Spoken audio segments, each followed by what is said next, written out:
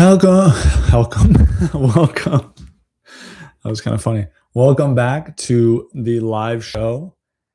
I was gone last week, as you may or may not have noticed, but I am back this week and I am happy to be back with you. I had a great week last week, though, but I'm still happy to be back with you for this live show, for the Eddie V show. Today we're going to be talking about germ theory. I've been meaning to get into this for a while now. Just had to get my thoughts straight, and it's kind of been coming up in my normal life, so I wanted to talk about it a little bit. So yeah, today will be germ theory. It'll be the germ theory episode. Hopefully, getting the conversation started on that. Before we get into that, there is one thing I want to talk about, and that one thing is, I don't know if this is true. I just saw it on X, but some mad SSPXer people were talking about, which is Society of St. Pius X, if you're not familiar. They were upset, angry, etc., about a possible, they were saying excommunication, which might be true, but just an acknowledgement from Rome that anyone who is a part of the SSPX, so that means not just the priests or the head of the, it's not even an order. What do you call it? It's a, I forgot the title of it, but it's not an order. But not only the priests, but also and the hierarchy of it, but also the lay people involved might be considered schismatics officially by Rome, which I think would be awesome. Obviously, the SSPX are very upset about that. The potential, it's not true until it comes out. And yeah, they were quoting some website. I don't even.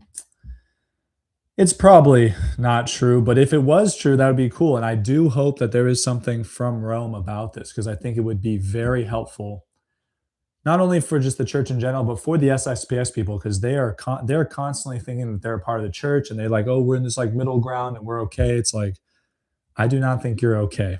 Obviously, I appeal to Rome, and whatever Rome says goes for me. But I think that would be awesome. I think it'd be awesome. Not that I want people to be in a bad situation in relationship to Rome, but the clarity would be so cool. And I think it would help a lot of people get out of the SSPX and get back into the church. So we're really hoping for that. It was cool. It was kind of relatable because I had some discussions over the weekend about the SSPX. And I think a lot of people are just, they're maybe confused a little bit, if I'm putting my best interpretation forward. But I just think people are, they're very emotional, they're very angry, upset, maybe to a certain extent, rightfully so, but that is no good reason to leave the church or support groups that are outside of the church. We want to get past that. We want to get over that. So we'll see. We'll see if Rome does it. That would be awesome. That'd be really cool. So keep an eye on that. And yeah, the consecrations of the SSPX bishops, they're supposed to happen in June, but it hasn't happened yet. So people are saying July. I didn't look into it. But if they did that, that would be crazy. But, they've done crazy stuff before. So God have mercy on us, honestly. But that's not what we're talking about today. We're talking about germ theory. So I'm going to get into it. First, I want to explain what the common understanding of germ theory. And this is a little different than what we usually talk about. I'm talking about politics, culture, religion, movies now, it seems. I did a lot of movies in the last couple of weeks, but this is a part of it. This is my podcast. I get to talk whatever I want. It's my podcast. I'll talk about whatever I want to. And germ theory is kind of an interesting one. It has to do with propaganda. It has to do with the culture a little bit. Primarily, maybe it has to do with, what would it have to do with? It has to do with health, obviously, but it has to do with how broken our minds are and how little we understand about history, and maybe even scientism or the religion of science as well. But it's got to do with some cool stuff. So we're going to get into that. So what is germ theory? Commonly, I would say, and maybe there's different definitions of it, but germ theory in general is the idea that microorganisms cause disease. So there's like little living beings that get you sick and give you like cold symptoms, flu symptoms, more serious symptoms associated with the flu, COVID, etc. And these are usually dumbed down to two different words, which is going to be bacteria and viruses. There is an argument you can make. It also includes like parasites. I'm not going to talk about parasites too much today, but maybe in the future we can get into parasites because I do think it's cool. A cool part of the germ theory space is the discussion on parasites. But yeah, so it's to reiterate is the idea that microorganisms, specifically bacteria and viruses, cause disease. And obviously this topic blew up with COVID, so like 2020-ish. But this has been a discussion for a very long time. And for the people that know about it, um, people that have been in this fight for 150 years, they obviously know about this stuff. Obviously, some of them are dead because 150 years is a long time. But for most people, it seems that it's just everyone just buys into germ theory. Like germ theory is the law. Lean is law, germ theory is the law. And so I guess it would surprise a lot of people that there's actually a lot of pushback, not only from lay people like me, I'm not a doctor, I'm not in the medical space, but also from doctors, from people that have MDs, people that are in the research aspect of the medical field. There's a lot of pushback. But no one, it's really like people are like anti-expert, but it's kind of funny because a lot of the times these theories that are accepted, they're not even from the experts. They're from like propagandists, or they're from the media. They're from NGOs. They're not really from the experts. It's not really from the doctors. The doctors are taught it, but they're taught it not from the experts. They're taught it from universities that get a lot of money from different people to say a lot of different things. And if you say the wrong thing, you'll get fired. Even research, right? Like academic journals and stuff. If you read about that stuff, how much money is involved, prestige, how these gigantic organizations or these very rich, wealthy people get involved. If you didn't get a chance, you can watch my episode on the Seventh-day Adventists and kind of their involvement in different things and how money really influenced how they operated in the health space and obviously in the religious space as well. But I really just want to break people's heads open about, people just receive a lot of information. They don't ask where the information comes from. Anyway, that's besides the point. Germ theory. So let's get into the history first. So the idea that microorganisms cause disease is not like a new thing. Most people associate it with Louis Pasteur, and we will talk about, we will talk about him, but it comes from way before that. You even had a couple of ancient Greek philosophers. I'm blanking on their names right now. I guess I could look it up, but I'm not going to. You could probably just Google it. But there's these ancient Greek philosophers that even talked about invisible little beings that cause disease. So the germ theory of disease is not a new thing. It's obviously going to start ramping up in the 18th century and 19th century. So we're going to fast forward all the way through. So ancient Greeks, the BC time before Christ, they already had this notion of germ theory. And then we're fast forwarding all the way to the 19th century because the focal point is usually considered Louis Pasteur. So in France, there was actually a huge debate in the medical field about basically what causes two things, what causes fermentation and what causes disease. And there was other stuff too, but related to what we're talking about, those were two big topics. And Louis Pasteur kind of got into the middle of that when he claimed to have discovered the reason that wine spoils. And he made this specific experiment. You can read about it, but it has to do with these specific types of tubes that he claimed was preventing bacteria and different, particles and stuff from entering into the wine that was in these specific containers. And that if you adjusted the container and allowed those things to get through, the wine would spoil. But if you prevented those things from getting through, the wine wouldn't spoil. And so he claimed, these particles or these microorganisms cause the fermentation or the spoilage of these wines. It's more complicated than that, but that's a very simple thing. But then also what he did off of that was then he would eventually claim that he had discovered these microorganisms that cause specific types of diseases. And at the time when he said that, it wasn't just accepted. He claimed to have done these experiments to identify these bacteria and, with animals and stuff to have shown that by introducing these specific microorganisms, because at this time they had microscopes to see bacteria. So kind of interesting. And so he's like, yeah, I've been able to show that isolating this bacteria and causing this or introducing it to this animal, it causes this disease. A big person in the field at that time, his name was Bechamp. He would be kind of he believed some of the same stuff that Louis Pasteur believed, but he was also pushing back against Louis Pasteur. He's often associated with terrain theory, if you want to read about that. Maybe I'll talk about a little at the end of what terrain theory is. But so that's Louis Pasteur. He's talking about that stuff. He's discussing that. He claims to have solved that. And so for whatever reason, and I haven't been able to do enough research on like why everyone kind of bought into Louis Pasteur's thing. Most people will just say like, oh, it was the money potential because immediately they started doing the vaccine thing. You know, it was like, oh, we can produce a vaccine, an antidote, a preventative for these diseases now that we know that this specific bacteria causes this specific disease.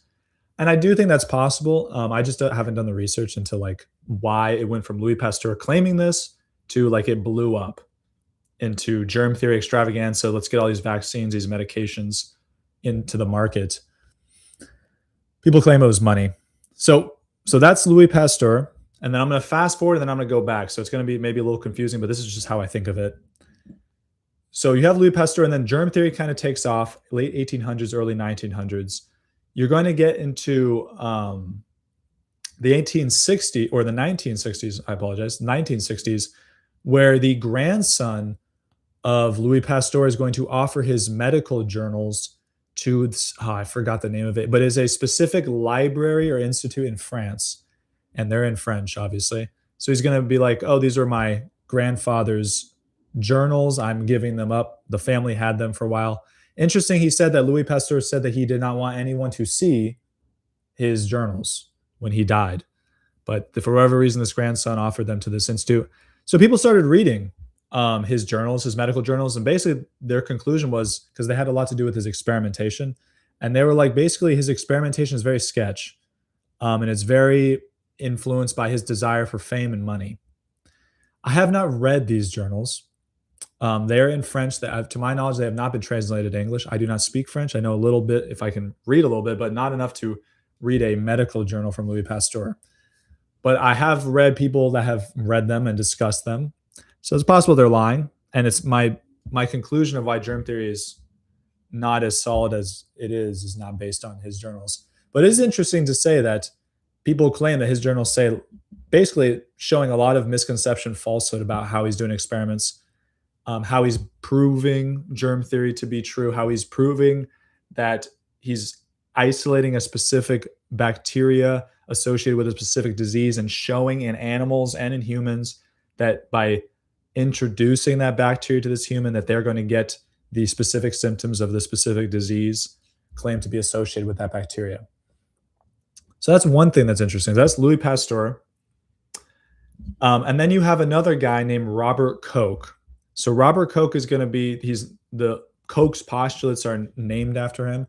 And these postulates are going to basically be the thing that proves something caused the disease. Like this thing causes this disease. So what is the Koch's postulates? So, and this was a man we'll talk about a little bit after I talk about his postulates. But he was basically saying like, and this is kind of what Louis Pasteur was claiming to have done, is that to find out if a microorganism causes a disease, you have to isolate it on some sort of clean substrate, which is usually going to be some sort of living cells that are, kind of taken care of. You introduce the bacteria onto this slate, and you introduce that slate with the bacteria on it to a animal or a human being. And if they get the symptoms, right, it's proving that this living organism is causing this disease. And so Koch is going to claim to have done experiments that basically did just that. Right. So, and I would argue that this would be pretty convincing if someone's able to just be like, all right, Salmonella causes XYZ disease or symptoms. I'm going to get Salmonella, I'm going to isolate it by itself. I'm going to put it onto a clean substrate that I know doesn't cause disease itself, right? I can give a placebo, just the substrate with no bacteria on it, give it to someone, and that shouldn't cause disease. If it does, then that's going to mess up my experiment because I don't know if it's the substrate or if it's the Salmonella causing the disease. So I'm going to isolate it, put it on the substrate. I'm going to introduce that to a healthy animal or to a healthy human being and see if they get the symptoms that I'm predicting. And I think that's pretty solid. I mean, if you could do that, I'd be like, that seems pretty legit. And so Coke claimed to have done that. The problem is, and you could try to find it, I can't find it. Um, it's like it's just like this Wikipedia thing where they're like, Coke did this, and it worked, and it was correct. But the problem is, I can't find any of these experiments. I can't, confirm them. I can't be like, yes, he did this, and this is what he did. I don't know where those are. But so I don't want to say like all of germ theory in terms of bacteria is based on these two men and what they did, but a lot of it is. It's like so because they don't do those experiments anymore, as far as I'm aware. I am not aware of a, whether peer reviewed or just a very simple study or simple experimentation that shows if I isolate X living organism and I put it on a healthy substrate and I introduce that to an animal or to a person, that they get XYZ symptoms that I'm expecting from this disease. I have not seen that to this day. And I think that's a very easy thing. Obviously, it takes a little bit of money, but there's money pouring into these universities and these experiments and these studies constantly. It doesn't seem like it'd be difficult for someone to just do that once, a significant amount of samples, whether animals or humans, and just show everyone. I mean, I know why they don't do it because no one believes germ theory is wrong, so they don't feel like they have to. To my knowledge, and if you're curious about this, I do not know of a single experiment that shows that. There are claims that Louis Pasteur did this, that other people have done this, that Koch did this, but there's just no data points. There's not even like a general explanation of like what they did, really, as far as I'm concerned. If you know where that is, please let me know because I'd be curious to read that. I would love to read that. But that's the first thing. So that's like the history of it. And that's in terms of just bacteria. So bacteria causes disease. You're exposed to the bacteria. It makes you sick. And then your body like fights the disease or fights the living organisms that are in you now that cause the disease. And you have all this discussion of like immune system, antibodies, all this different stuff. And then we can get into viruses. So viruses, people claim, are these little, like they're even smaller than bacteria. They're these super, super small microorganisms that also cause disease, like a different type of disease, which is viruses are more interesting because you have virologists who study this. And one thing that they'll argue about is whether viruses are even alive. And I'm not going to go into all of this, but you can just Google this. And this is just a argument going on in the virology world where they're not even sure. And a lot of them say, and a lot is kind of a general term. I'll just let you look it up. But there is a disagreement whether viruses are even alive. Mind you, in the public domain, when you watch like CNN or something, that is not a debate, right? Everyone just believes viruses are alive, in terms of the layman. But actually, in the medical experts, there is the discussion of whether they're alive. That's the first thing. The second thing is how they've identified these things as the causes of disease. So I'm going to kind of jump into the middle of the story when it comes to polio. So what happened with polio? So people were starting to get paralyzed. It's a very small percentage of the population that would experience this paralysis. But the fact of the matter is there's something causing paralysis in the US, possibly in other countries, but I haven't looked into the other countries in terms of how it relates to their populations. But you have this specific illness, sickness, you could call it, where people were getting paralyzed. And so there was a rush to find out what was going on. At this time, you have the invention of the electron microscope. So you could basically see even smaller things than they had previously been able to see. And they discovered these even smaller things, which they eventually would call viruses. And they said basically that the polio virus, the specific virus they saw in the electron microscope, was causing these polio symptoms, paralysis and other things like that. Paralysis being the worst symptom.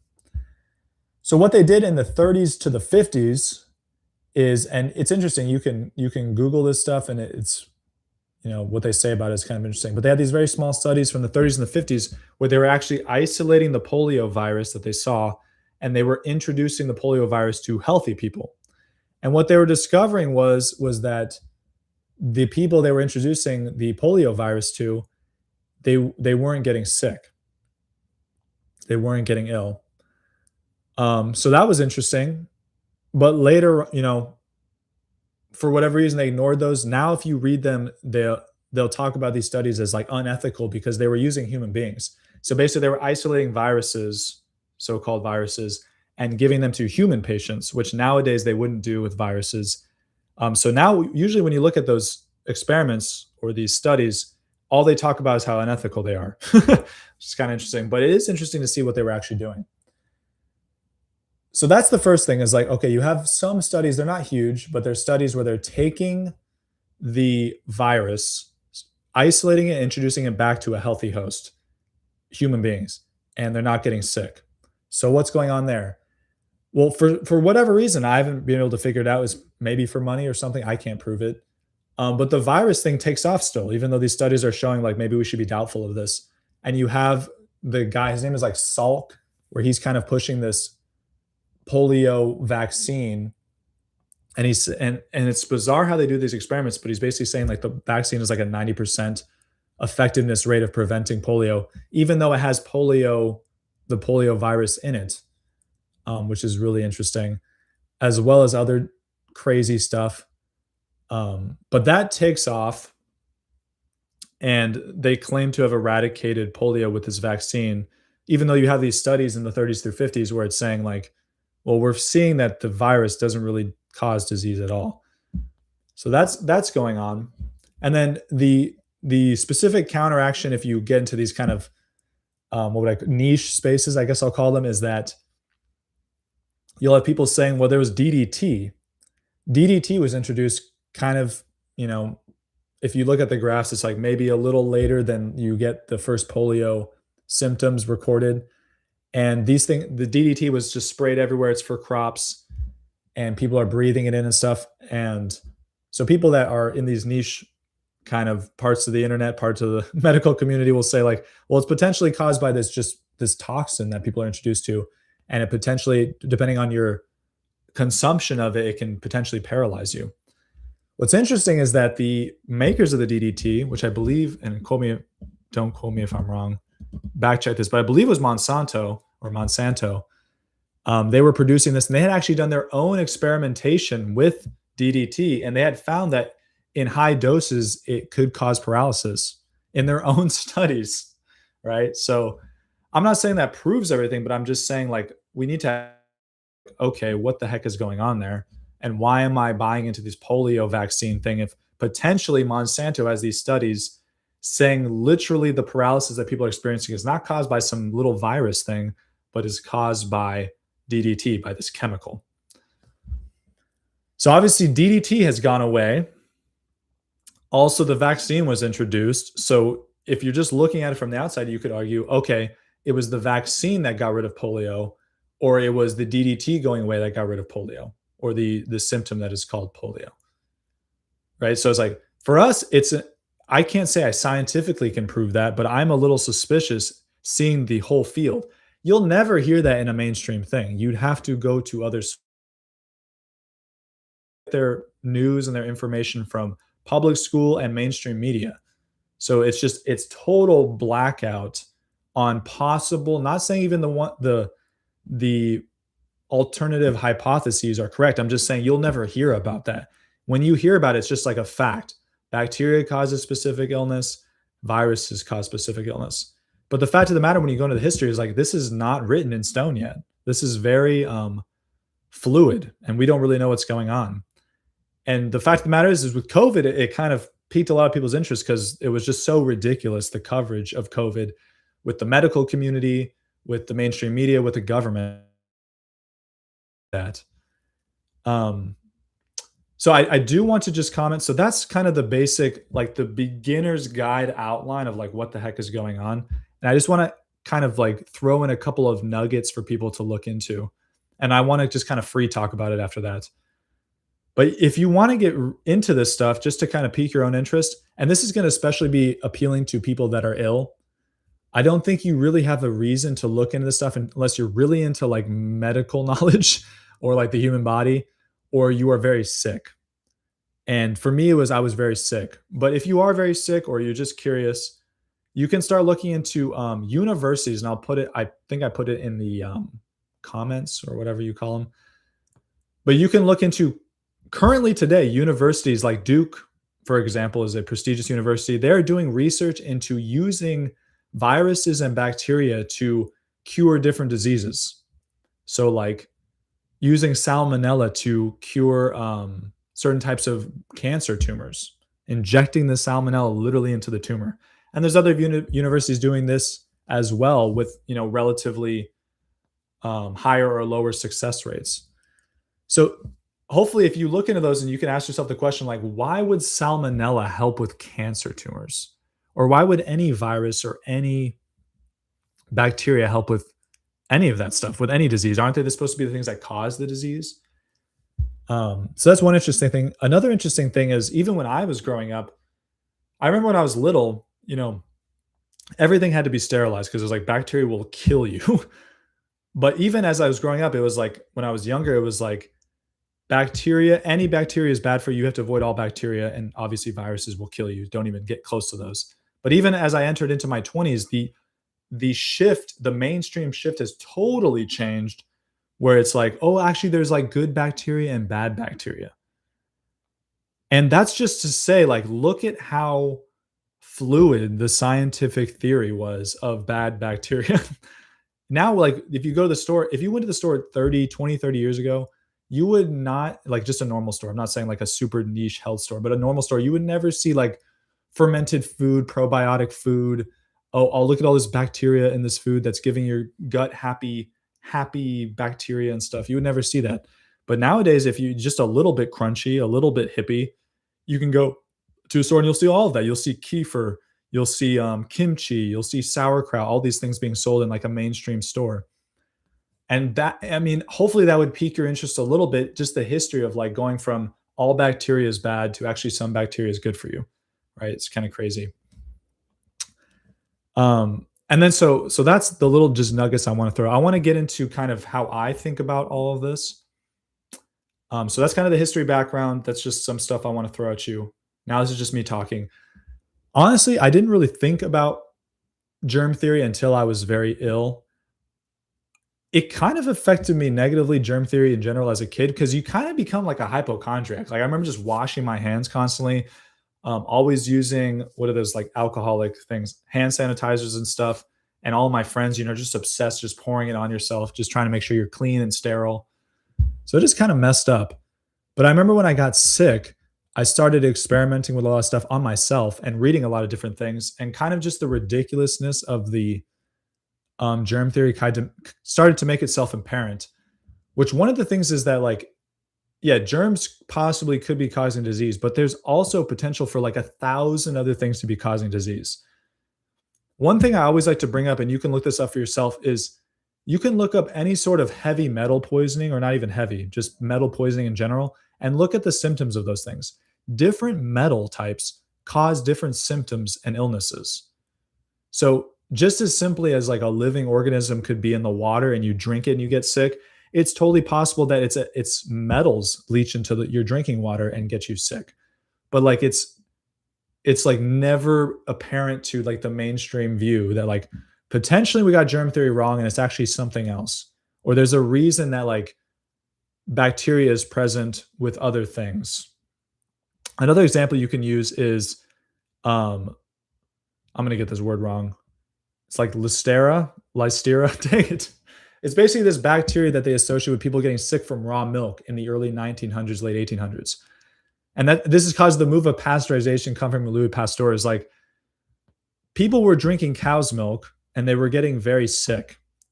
And what happened was is people were looking into the milk, as doctors, these researchers, and they were finding there was a specific bacteria called Listeria. I'll just call it Listeria for now. Dang it, what was it called? I can't remember what it's called. But I'll just say the specific bacteria. They were finding this specific bacteria. And they immediately, because the germ theory of disease was getting popular, they're like, oh, this germ is causing the illness. What they didn't even think to do, whether they were malicious or just dumb, was they refused to look at how the cows were living. These cows at the time, and you can look at the 1880s, I believe in Chicago, they had this wonderful idea of combining dairies with breweries.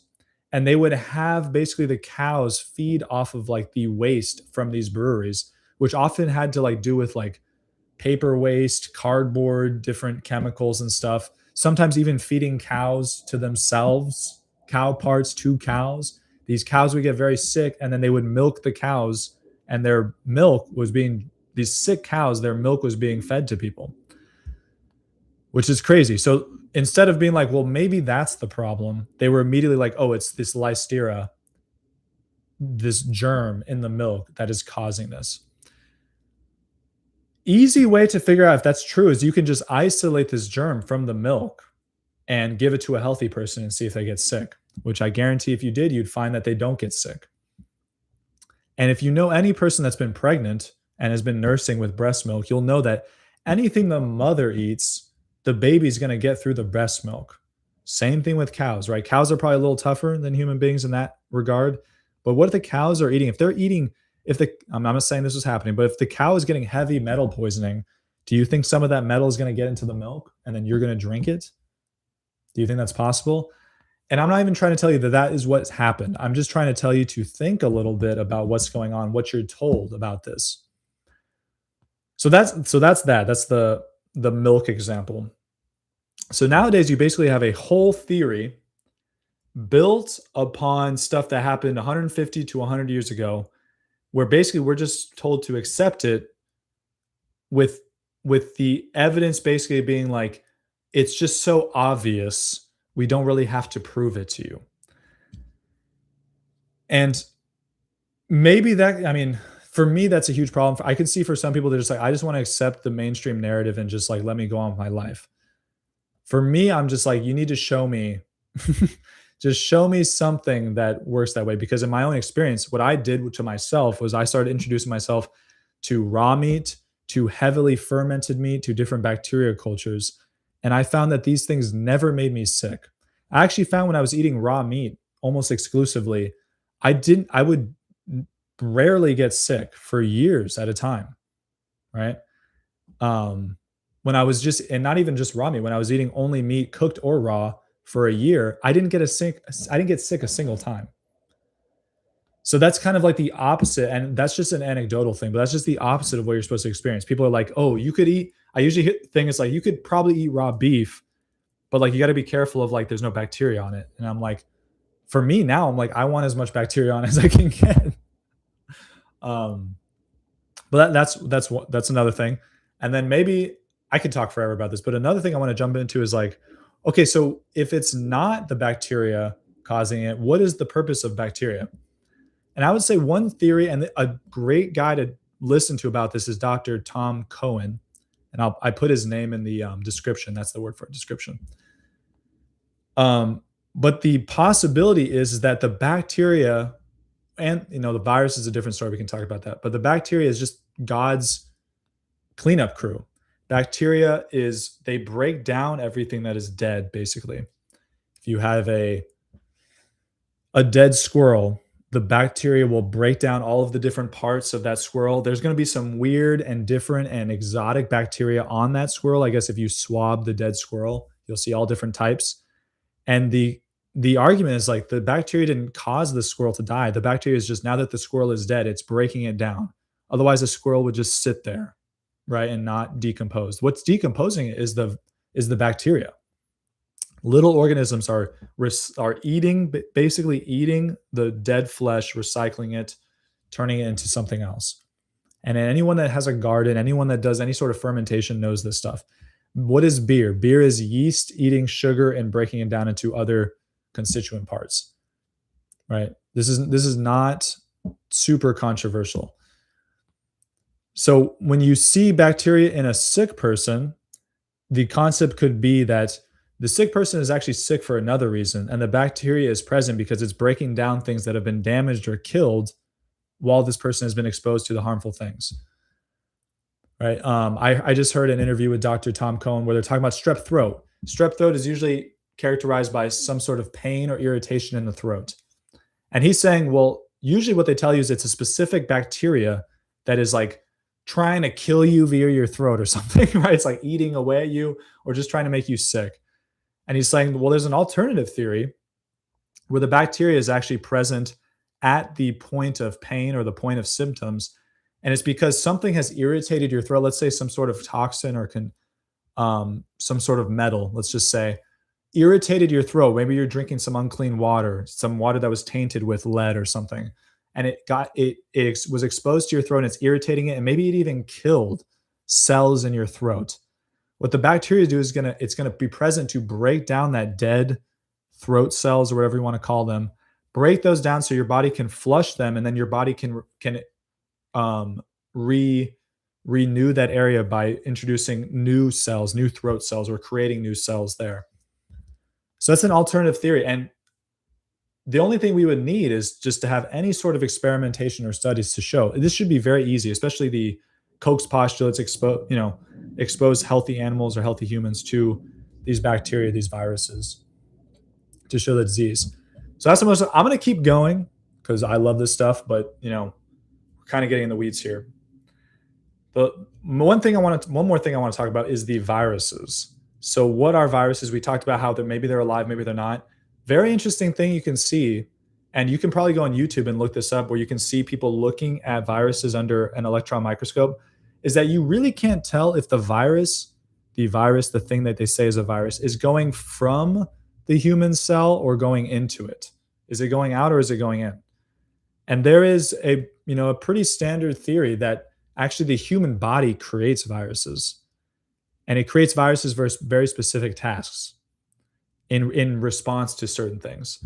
Some people even think that viruses are like some sort of like soap that the body uses. Like when bacteria fails, the body produces its own bacteria. It produces viruses to clean itself up. Um, so that, I mean, you can look into that. I don't know how much I can talk about that and just put people to sleep, but it's an interesting concept. And all you have to do is look, and like, when you look at what these people are looking at on the microscopes, you're going to be like, it's not that deep. Like you think that they're like got all this crazy stuff figured out, but it's like, when you look at it, it's like, this is just craziness. I don't know how they understand what's going on at all. But yeah, you can relate that to COVID and different things. Um, but one of the big things that I hear a lot with bacteria and stuff and germ theory of disease is like, people will say like, well, it's so obvious because you see one person sick and then all of a sudden the person next to them gets sick. So you can see kind of the contamination spreading. And I do think that's true. I mean, if you're just being honest, you can be like, yeah, there was this city, one person got sick, and then a lot of other people got sick. So it seems like there's some sort of spreading influence there. But the fact of the matter is, and this has happened before in history, where like there are other ways that things can spread or be in the same area or seem to come from person to person. A great example of this is radiation. And I'm not saying everything's radiation poisoning, but radiation is a very specific thing that we measure that, science claims to understand, where you have a radioactive material that spreads radiation that affects your body negatively and causes disease symptoms. And no one, I don't think, would claim that radiation is caused by invisible or microscopic beings, right? It's a very specific thing, but that causes something that looks to spread from human to human, right? There's usually like an epicenter of radioactive activity, radioactive material, or the source, and it spreads outwards, and people in that radius, as it gets further and further, get sick. An example of this is Chernobyl, right? There's the epicenter where the meltdown was, and then a certain distances away from that, and even people talk about like the radiation's carried on the winds and different things, where people in a larger and larger area gradually get sick from this. And that is not from an invisible being. That is not from microscopic organisms. Another example is water contamination. And I already mentioned heavy metal poisoning.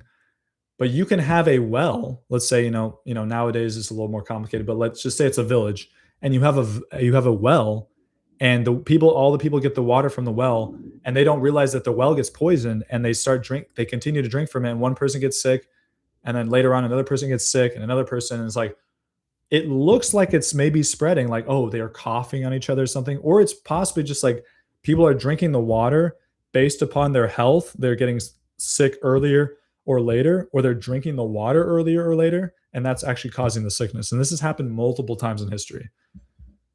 So I'm just introducing those concepts to like kind of break free of this germ theory notion. Maybe germ theory is true. I'm open to it being true. But the facts of the matter shows like there's some other possibilities that have just as much merit. And there's also been shown throughout history, like where people have, whether controlled in like the 30s and 50s, I was talking about polio, or uncontrolled, or people are introduced to a virus, introduced to a bacteria, and they don't get sick.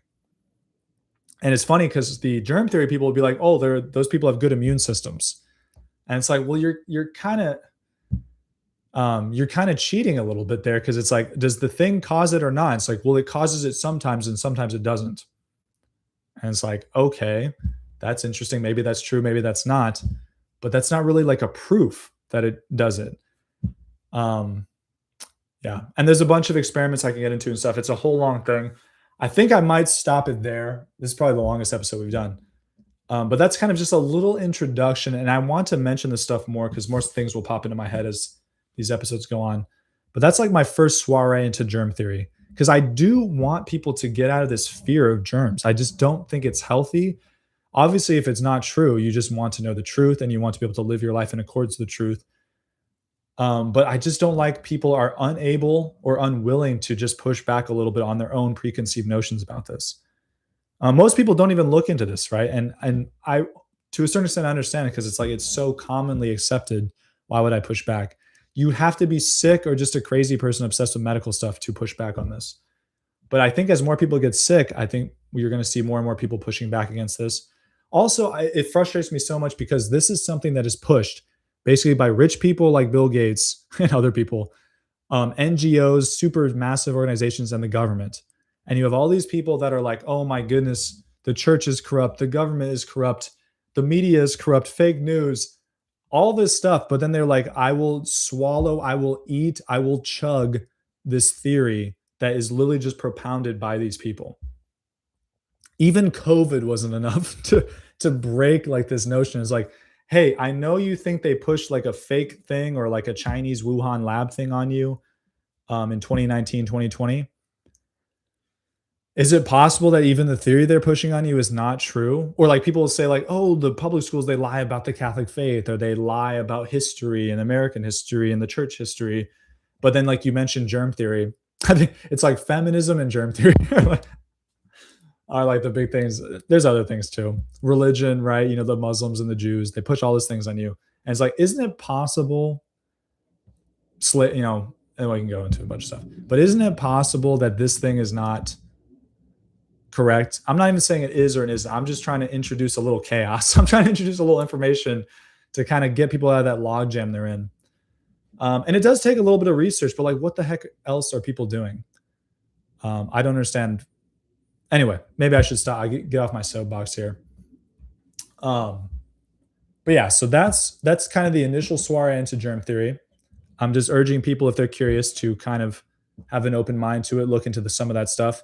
I did put in the description 2 doctors that I'm very fond of. There's more doctors, but these 2 are just some of the ones I was first exposed to and I just really enjoy. And then just the concept of the university thing I'll put in the description. But there's a ton of stuff. Feel free to research it. If you have any questions, comment, let me know.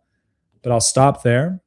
So please like, subscribe, comment, share the video with whoever you think would like to know this. And yeah, and then I will see you on the next episode. God bless you. God be with you. And goodbye.